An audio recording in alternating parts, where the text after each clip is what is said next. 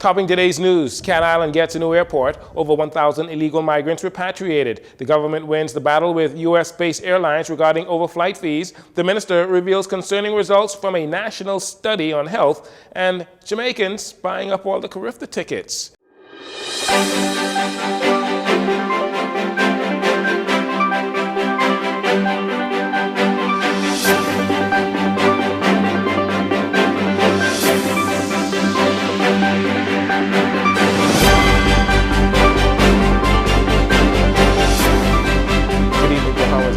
I'm This is your JCN Evening News. It's a pleasure to have you join us.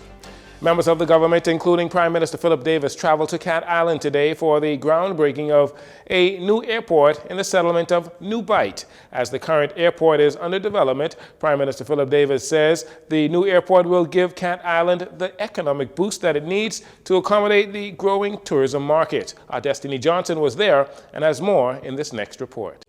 Shovels were in the ground over in New Bight, Cat Island, as Prime Minister Philip Davis, First Lady Anne Marie Davis, Minister of Education and Technical and Vocational Training Glenys Hannah Martin, and other members of the government traveled to the island today for the groundbreaking of a new airport terminal just minutes away from the current airport. The new airport facility, which is price tagged at around $17 million, will include a terminal building and runway to be completed within the next 18 months to 2 years. Prime Minister Davis, who is also the Member of Parliament for Cat Island, was the keynote speaker at the event and says this airport and the other 12 airports throughout the Family Islands are part of a public-private partnership initiative in the government's efforts to break down the Nassau-centric mindset. I suspect it'll be in the neighborhood of 8 to 10 million for the actual terminal building. That's the groundbreaking is for the terminal building,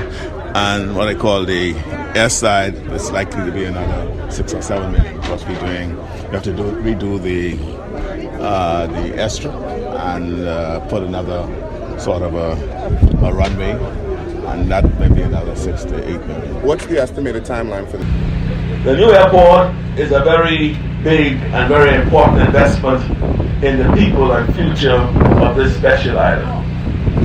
As a Tier 2 airport, it will serve as a port of entry with customs and immigration services and will be equipped with a state-of-the-art fire station. The design is modern and sustainable, featuring solar panels, smart lighting and rainwater collection.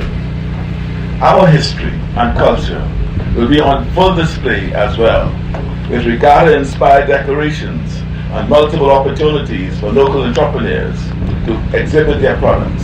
Deputy Director General of the Ministry of Tourism, Investments and Aviation and Director of the Department of Aviation, Dr. Kenneth Romer, says the current airport can no longer handle the airport traffic. And there was incredible amount of demand and questions as it relates to when are we going to address the state of the airport infrastructure in Cat Island.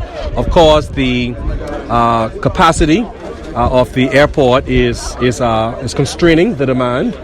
So while we want to have more persons come to Cat Island, the reality is that the airport in its existing state isn't able to handle the amount of traffic. But again, there are aggressive plans again, not just to grow, increase airlift into Cat Island, but throughout all of our Family Islands. We are very impressed with what we're seeing. This is going to be a banner year for all of our Family Islands. The numbers are going to go up for Cat Island in this calendar year. Now, while the Prime Minister reveals that the money for the airport has not been secured as yet, the government is confident that they will be able to get the project done through borrowings and or funds by way of revenue receipts. Right now, the contractor has gone out to bid. We should have the contractor signed up within the next week and a half, I think. Yeah. And he'll be mobilized shortly thereafter, and the work will begin. There are also some initiatives planned for the island. Those plans, according to Prime Minister Davis, will be announced in the not-too-distant future. Thanks for that report, Destiny. On the heels of 30 foreign nationals being charged and fined before magistrates on Monday for various immigration offenses and ordered to be deported upon payment of all fines or completion of sentences. Immigration and Labor Minister Keith Bell, during a communication in the House of Assembly on Wednesday, said 584 repatriations have been conducted since February 20th, with approximately 570 repatriations in January, in excess of 1,100 people for 2023 at a cost of $326,000. 395 Haitians were sent back to Haiti. 167 Cubans were sent back to Cuba. 8 Dominicans, 3 Peruvians, 3 Colombians, and 8 other persons of various nationalities. I wish to commend the new Haitian ambassador and the directorate in Haiti, who have been very cooperative with our government in accepting the return of Haitians as quickly as possible. Despite the turmoil in their country at this time, they have fully accepted the responsibility of accepting their citizens, who must be returned. The Haitian Embassy in New Providence has also assisted us greatly in identifying fraudulent documents. We appreciate their assistance and collaboration as we address this vexing problem. On Monday, 8 Haitian nationals pleaded guilty on charges of overstaying, 12 pleaded guilty to illegal landing, and 1 Haitian national, a permanent resident, pleaded guilty to harboring illegal individuals. 3 Venezuelan, 1 Colombian, and 1 Ecuadorian national were charged with overstaying, while another Venezuelan was also charged with harboring illegals. Fines for these people range from $300 to $3,000, and in default of payment, they will serve prison time at the Bahamas Department of Correctional Services, ranging from 5 days to 6 months. Minister Bell noting that given the challenges or the challenging situations on the ground, national security, immigration, and other partners continue to remain on high alert to detect and intercept people seeking to enter the Bahamas illegally. He again sent out a warning. The government of the Bahamas is resolute in its position that the immigration laws will be enforced and violators will be returned to their countries. The Bahamas maintains an organized system to allow for the lawful entry and orderly processes of applications for entry into the Bahamas. This is the only process by which persons should enter this country. Anyone who enters the Bahamas illegally will be arrested, charged, convicted, and deported immediately.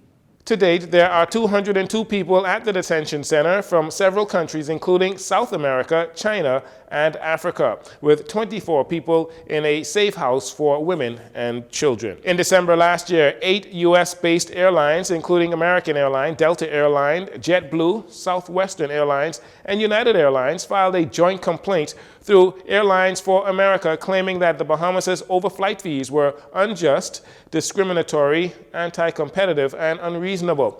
According to Deputy Prime Minister Chester Cooper, who is responsible for aviation, the government's estimated to collect $42.9 million in overflight fees during the 2022-2023 fiscal year. During a communication in the House of Assembly on Wednesday, Minister Cooper informed parliamentarians that United States Department of Transportation, DOT, rejected the discrimination complaint by those airlines. We are pleased to note, Madam Speaker, that on February 21st, 2023, the U.S. DOT issued an order denying the complaint against the Bahamas, indicating that it cannot conclude that the Bahamas fee structure constitutes unjustifiable or unreasonable discrimination. However, the DOT has expressed its intent to pursue its cost-based concerns under the terms established in the U.S.-Bahamas agreements, which the government agrees is the appropriate forum for these discussions and consultations.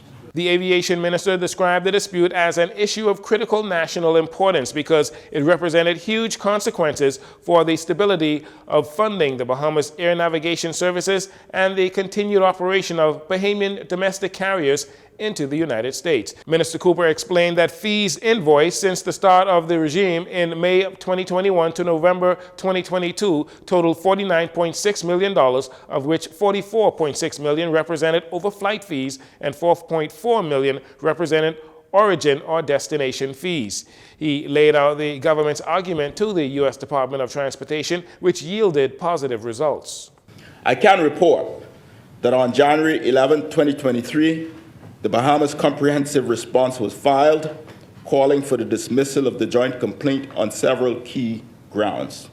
One, that the DOT, Department of Transportation, does not have jurisdiction, given that it can only rule on a case of discrimination under the ADA, and noting that the charges being levied by Airlines for America covered other structural elements of the fee scheme that went beyond the ADA. Two, that Airlines for America does not have standing to challenge the airspace charges. Three, that the DOT is not the proper forum for resolving the dispute. And four, the Bahamas overflight fees are consistent with the governing agreements and identical for all airlines using Bahamas airspace.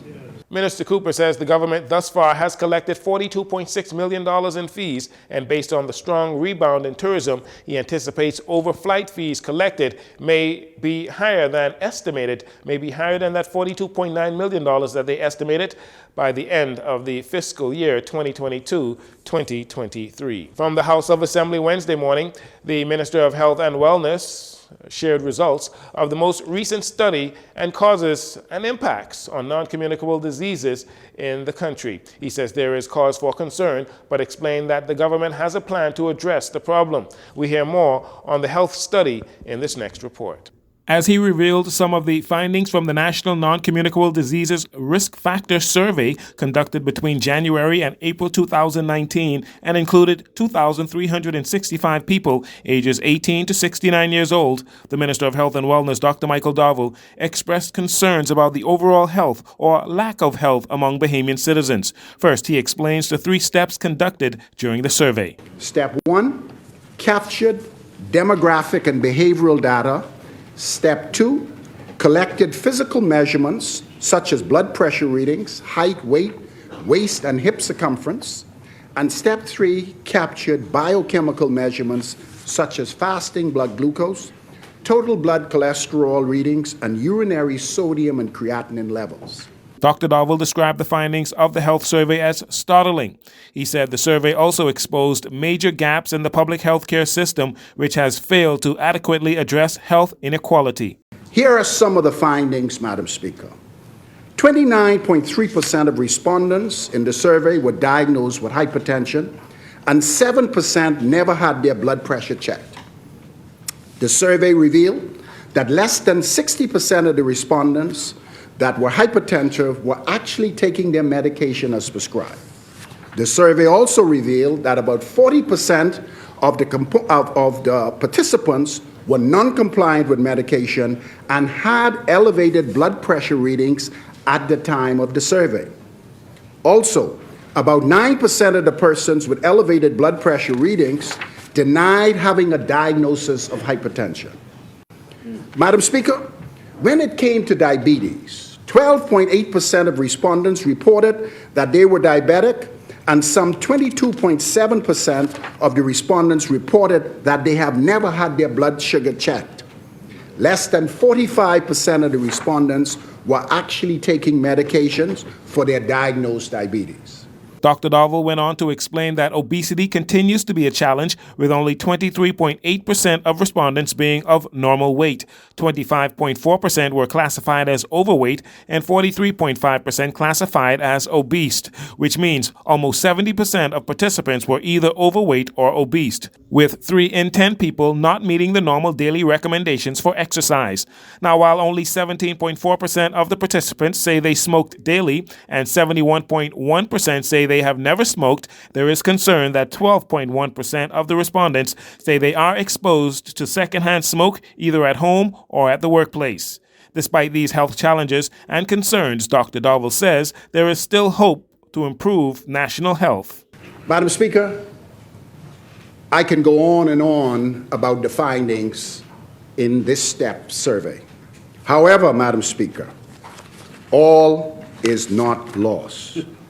The Ministry of Health and Wellness will lead a comprehensive and evidence-based, varied, and multi-pronged response to the findings of this survey as we work with communities across the country aimed at correcting these serious health challenges facing the nations by way of disease and brought on by lifestyle choices. My ministry will implement many modern treatment and management guidelines for the prevention of cardiovascular disease, starting at the primary healthcare level.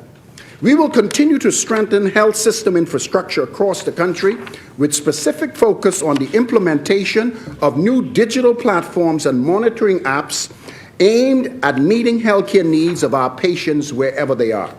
Dr. Dowell says the compiled data and formal release of the report was delayed due to challenges presented by Hurricane Dorian and the COVID-19 pandemic. However, he says enough data has been compiled to allow the Davis administration to formulate evidence-based national health policies. And finally, in this segment, the Ministry of Health and Wellness officially launched its Wellness Unit on Thursday during the event held at Bahamas Convention Center and focused on the theme, Your Wellness Matters. Minister of Health and Wellness, Dr. Michael Dowell, revealing the vital initiatives that will boost the state of health in the country. Ladies and gentlemen, from Abaco to Inago, my ministry is conducting major clinical infrastructure upgrades, adjusting protocols and implementing digital platforms inclusive of a new digital medical record, a game changer in the delivery of primary healthcare services and emergency medical transport services in New Providence, Grand Bahama, and throughout the Family Islands. But I cannot overemphasize the importance of wellness and the medical screening that plays an important role in detecting diseases at its early stages. This must be encompassed with swift treatment modalities at the community level in order to save lives and reduce morbidity. As outlined in the PLP's Blueprint for Change, a transformative healthcare agenda is a key priority of the Davis administration as they look to establish properly managed wellness programs combined with positive lifestyle modifications, which will become essential healthcare tools. Prime Minister Philip Davis, during his remarks, pledged his full support of the wellness campaign as well as mental health. The issue of resources applies to mental and emotional health as well. The truth is that some Bahamians simply don't have access to education about mental health disorders or information about how to access professional care. While we work to offer education and to destigmatize mental health issues, we also want to create equitable access to mental health care and support, including, Minister, providing free mental health clinics, providing free therapy sessions, and establishing a mental health hotline for 24-hour support. I hope the inclusiveness of our vision is apparent to all. The goal of this wellness campaign is to help all Bahamas from every walk of life understand that their health truly matters. The Ministry of Health and Wellness will use the Your Wellness campaign as one of the key drivers to help Bahamians make positive changes to their lives for better health. We'll take a break here. We'll be right back after these commercials.